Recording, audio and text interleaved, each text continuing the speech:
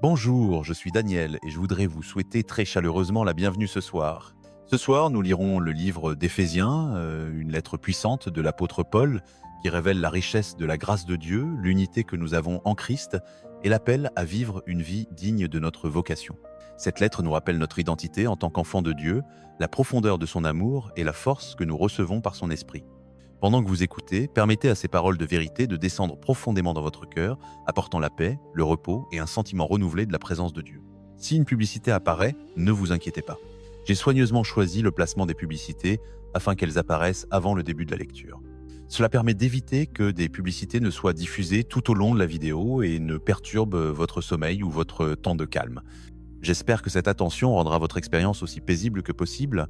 Maintenant, prenez une profonde inspiration, installez-vous dans la présence de Dieu et commençons notre cheminement à travers le livre d'Éphésiens.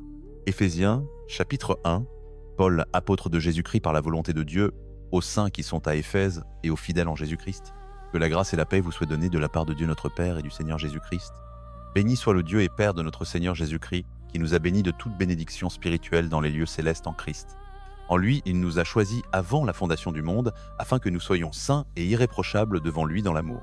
Il nous a prédestinés à être adoptés comme ses enfants par Jésus-Christ, selon le bon plaisir de sa volonté, à la louange de la gloire de sa grâce, qu'il nous a accordée gratuitement dans le bien-aimé. En lui, nous avons la rédemption par son sang, le pardon de nos offenses, selon la richesse de sa grâce, qu'il a fait abonder envers nous en toute sagesse et intelligence. Il nous a fait connaître le mystère de sa volonté, selon le bon plaisir qu'il s'était proposé en lui, pour l'administration de la plénitude des temps, afin de réunir toutes choses en Christ, celles qui sont dans les cieux et celles qui sont sur la terre. En lui, nous avons aussi été faits héritiers, ayant été prédestinés selon le dessein de celui qui opère toutes choses d'après le conseil de sa volonté, afin que nous servions à la louange de sa gloire, nous qui avons espéré les premiers en Christ. En lui, vous aussi, après avoir entendu la parole de la vérité, l'évangile de votre salut, et y avoir cru, vous avez été scellés du Saint-Esprit promis, lequel est un gage de notre héritage, pour la rédemption de ceux que Dieu s'est acquis, à la louange de sa gloire. C'est pourquoi moi aussi, ayant entendu parler de votre foi dans le Seigneur Jésus et de votre amour pour tous les saints, je ne cesse de rendre grâce pour vous, faisant mention de vous dans mes prières, afin que le Dieu de notre Seigneur Jésus-Christ, le Père de gloire, vous donne un esprit de sagesse et de révélation dans la connaissance de lui. Qu'il illumine les yeux de votre cœur, afin que vous sachiez quelle est l'espérance qui s'attache à son appel, quelles sont les richesses de la gloire de son héritage dans les saints, et quelle est envers nous qui croyons l'infinie grandeur de sa puissance, selon l'efficacité de la force de sa puissance, qu'il a déployée en Christ, en le ressuscitant d'entre les morts et en le faisant asseoir à sa droite dans les lieux célestes, au-dessus de toute domination, de toute autorité, de toute puissance, de toute seigneurie et de tout nom qui se peut nommer, non seulement dans le siècle présent, mais encore dans celui à venir. Il a tout mis sous ses pieds, et il l'a donné pour chef suprême à l'Assemblée, qui est son corps, la plénitude de celui qui remplit tout en tous. Éphésiens, chapitre 2. Vous étiez morts par vos offenses et par vos péchés, dans lesquels vous marchiez autrefois selon le cours de ce monde, selon le prince de la puissance de l'air, de l'esprit qui agit maintenant dans les filles de la désobéissance. Nous aussi, nous étions tous autrefois de leur nombre, vivant dans les convoitises de notre chair, accomplissant les désirs de la chair et de la pensée, et nous étions par nature des enfants de colère, comme les autres. Mais Dieu, qui est riche en miséricorde, à cause du grand amour dont il nous a aimés, alors même que nous étions morts par nos offenses, nous a rendus vivants avec Christ. C'est par grâce que vous êtes sauvés. Il nous a ressuscités ensemble et nous a fait asseoir ensemble dans les lieux célestes en Jésus-Christ, afin de montrer dans les siècles à venir l'infinie richesse de sa grâce, par sa bonté envers nous en Jésus-Christ. Car c'est par la grâce que vous êtes sauvés, par le moyen de la foi, et cela ne vient pas de vous, c'est le don de Dieu. Ce n'est point par les œuvres, afin que personne ne se glorifie. Car nous sommes son ouvrage, ayant été créés en Jésus-Christ pour de bonnes œuvres, que Dieu a préparées d'avance, afin que nous les pratiquions. C'est pourquoi souvenez-vous que vous étiez autrefois des païens dans la chair, appelés incirconcis par ceux qu'on appelle circoncis, qui le sont en la chair par la main de l'homme. Vous étiez en ce temps-là sans Christ, étrangers à la cité d'Israël, et étrangers aux alliances de la promesse, sans espérance et sans Dieu dans le monde. Mais maintenant en Jésus-Christ, vous qui étiez jadis éloignés, vous avez été rapprochés par le sang de Christ.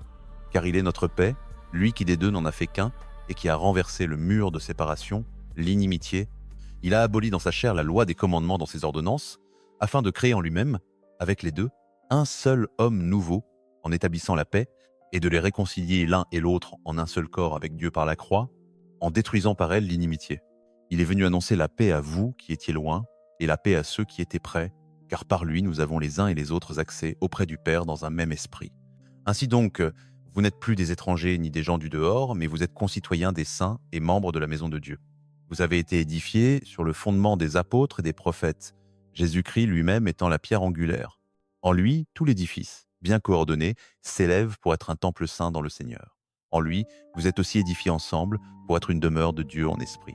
Éphésiens, chapitre 3. C'est pour cela que moi, Paul, le prisonnier de Jésus-Christ, pour vous les païens, si du moins vous avez appris comment Dieu m'a confié par grâce la charge qui vous concerne. C'est par révélation que le mystère m'a été fait connaître, comme je viens de l'écrire en peu de mots. En les lisant, vous pouvez comprendre l'intelligence que j'ai du mystère de Christ, mystère qui n'a pas été manifesté au Fils des hommes dans les autres générations, comme il a été révélé maintenant par l'Esprit à ses saints apôtres et prophètes. Ce mystère, c'est que les païens sont cohéritiers, membres du même corps et participants de la promesse en Jésus-Christ par l'Évangile. J'en ai été fait ministre selon le don de la grâce de Dieu, qui m'a été accordé par l'efficacité de sa puissance. À moi, le moindre de tous les saints, cette grâce a été donnée d'annoncer aux païens les richesses insondables de Christ et de mettre en lumière quelle est la dispensation du mystère caché de tout temps en Dieu qui a créé toutes choses. C'est afin que les dominations et les autorités dans les lieux célestes connaissent aujourd'hui, par l'Assemblée, la sagesse infiniment variée de Dieu, selon le dessein éternel qu'il a accompli en Jésus-Christ notre Seigneur. En lui, nous avons, par la foi en lui, la liberté de nous approcher de Dieu avec confiance. C'est pourquoi je vous demande de ne pas perdre courage à cause de mes tribulations pour vous. Elles sont votre gloire. À cause de cela, je fléchis les genoux devant le Père de notre Seigneur Jésus-Christ, de qui toute famille dans les cieux et sur la terre tire son nom, afin qu'il vous donne, selon la richesse de sa gloire, d'être puissamment fortifié par son esprit dans l'homme intérieur, afin que Christ habite dans vos cœurs par la foi, pour que, étant enracinés et fondés dans l'amour, vous puissiez comprendre avec tous les saints quelle est la largeur, la longueur, la profondeur et la hauteur, et connaître l'amour de Christ, qui surpasse toute connaissance, en sorte que vous soyez remplis jusqu'à toute la plénitude de Dieu. À celui qui peut faire, par la puissance qui agit en nous, infiniment au-delà de tout ce que nous demandons ou pensons, à lui soit la gloire dans l'Assemblée et en Jésus-Christ, dans toutes les générations, au siècle des siècles. Amen. Éphésiens, chapitre 4. Moi donc, le prisonnier dans le Seigneur, je vous exhorte à marcher d'une manière digne de la vocation qui vous a été adressée, en toute humilité et douceur, avec patience, vous supportant les uns les autres dans l'amour, vous efforçant de conserver l'unité de l'esprit par le lien de la paix. Il y a un seul corps et un seul esprit, comme aussi vous avez été appelés à une seule espérance par votre vocation. Il y a un seul Seigneur, une seule foi, un seul baptême, un seul Dieu et Père de tous, qui est au-dessus de tous, parmi tous et en tous. Mais à chacun de nous, la grâce a été donnée selon la mesure du don de Christ. C'est pourquoi il est dit, et étant monté en haut, il a emmené des captifs et il a fait des dons aux hommes. Or, que signifie il est monté, sinon qu'il est aussi descendu dans les régions inférieures de la terre. Celui qui est descendu, c'est le même qui est monté au-dessus de tous les cieux afin de remplir toutes choses. Et il a donné les uns comme apôtres, les autres comme prophètes, les autres comme évangélistes, les autres comme pasteurs et docteurs, pour le perfectionnement des saints en vue de l'œuvre du service et de l'édification du corps de Christ, jusqu'à ce que nous parvenions tous à l'unité de la foi et de la connaissance du Fils de Dieu, à l'état d'homme fait, à la mesure de la stature parfaite de Christ, afin que nous ne soyons plus des enfants flottants et emportés à tout vent de doctrine, par la ruse des hommes, par leur habileté dans les manœuvres d'erreur, mais qu'en disant la vérité dans l'amour, nous croissions à tous égards en celui qui est le chef Christ. C'est de lui que tout le corps, bien coordonné et formant un solide assemblage par l'assistance de toutes les jointures, selon l'activité qui convient à chaque partie, tire son accroissement pour l'édification de lui-même dans l'amour. Voici donc ce que je dis et ce que j'affirme dans le Seigneur. Vous ne devez plus marcher comme les païens marchent, dans la vanité de leurs pensées. Ils ont l'intelligence obscurcie, ils sont étrangers à la vie de Dieu à cause de l'ignorance qui est en eux, à cause de l'endurcissement de leur cœur. Ayant perdu tout sentiment, ils se sont livrés à la débauche pour commettre toute espèce d'impureté avec avidité.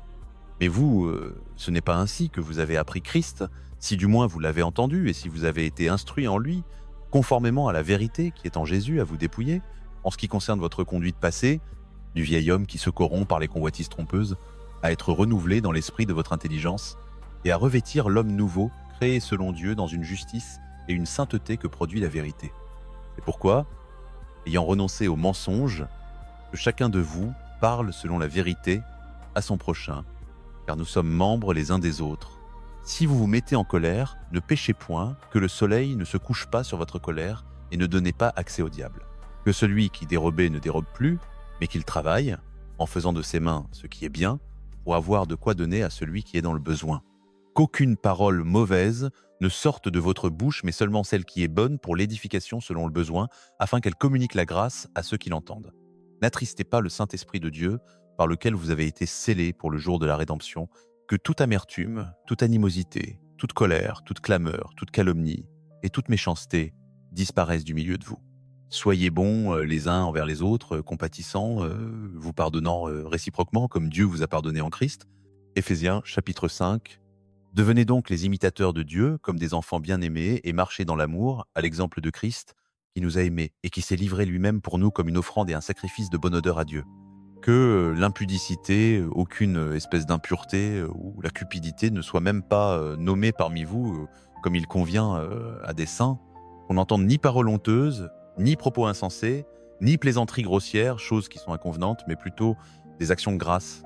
Car, sachez-le bien, aucun impudique, aucun impur, aucun cupide, qui est un idolâtre, n'a d'héritage dans le royaume de Christ et de Dieu.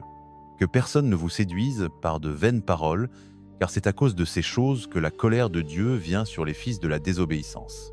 N'ayez donc aucune part avec eux. Autrefois vous étiez ténèbres, et maintenant vous êtes lumière dans le Seigneur. Marchez comme des enfants de lumière, car le fruit de la lumière consiste en toute bonté, en toute justice et en toute vérité. Examinez ce qui est agréable au Seigneur, et ne prenez point part aux œuvres infructueuses des ténèbres, mais plutôt condamnez-les, car il est honteux même de dire ce que font en secret ceux qui désobéissent. Mais tout ce qui est repris par la lumière devient manifeste, car tout ce qui devient manifeste est lumière. C'est pourquoi il est dit « Réveille-toi, toi qui dors, relève-toi d'entre les morts, et Christ t'éclairera. Prenez donc garde de vous conduire avec circonspection, non comme des insensés, mais comme des sages, rachetant le temps, car les jours sont mauvais. C'est pourquoi ne soyez pas inconsidérés, mais comprenez quelle est la volonté du Seigneur. Ne vous enivrez pas de vin, c'est de la débauche, soyez au contraire remplis de l'esprit, vous entretenant par des psaumes, par des hymnes et par des cantiques spirituels, chantant et célébrant le Seigneur de tout votre cœur, rendant toujours grâce pour toutes choses à Dieu le Père, au nom de notre Seigneur Jésus-Christ, vous soumettant les uns aux autres dans la crainte de Christ. Femmes, soyez soumises à vos maris comme au Seigneur, car le mari est le chef de la femme, comme Christ est le chef de l'Assemblée, qui est son corps et dont il est le Sauveur. Or, de même que l'Assemblée est soumise à Christ, les femmes doivent l'être à leur mari en toutes choses. Maris, aimez vos femmes comme Christ a aimé l'Assemblée, et s'est livré lui-même pour elle, afin de la sanctifier, en la purifiant par le lavage d'eau par la parole, afin de faire paraître devant lui cette Assemblée glorieuse, sans tache, ni ride, ni rien de semblable, mais sainte et irréprochable. C'est ainsi que les maris doivent aimer leur femme comme leur propre corps. Celui qui aime sa femme s'aime lui-même. Car jamais personne n'a haï sa propre chair, mais il la nourrit et en prend soin, comme Christ le fait pour l'Assemblée, parce que nous sommes membres de son corps. C'est pourquoi l'homme quittera son père et sa mère et s'attachera à sa femme, et les deux deviendront une seule chair. Ce mystère est grand, mais je dis cela par rapport à Christ et à l'Assemblée. Du reste, que chacun de vous aime sa femme comme lui-même, et que la femme respecte son mari. Éphésiens chapitre 6. Enfants, obéissez à vos parents dans le Seigneur, car cela est juste. Honore ton père et ta mère, c'est le premier commandement avec une promesse, afin que tu sois heureux et que tu vives longtemps sur la terre. Et vous, pères, n'irritez pas vos enfants, mais élevez-les en les corrigeant et en les instruisant selon le Seigneur. Serviteurs, obéissez à vos maîtres terrestres avec crainte et tremblement, dans la simplicité de votre cœur comme à Christ, non pas seulement sous leurs yeux, comme pour plaire aux hommes, mais comme des serviteurs de Christ, faisant de bon cœur la volonté de Dieu. Servez-les avec empressement, comme servant le Seigneur et non des hommes, sachant que chacun, esclave ou libre, recevra du Seigneur le bien qu'il aura fait.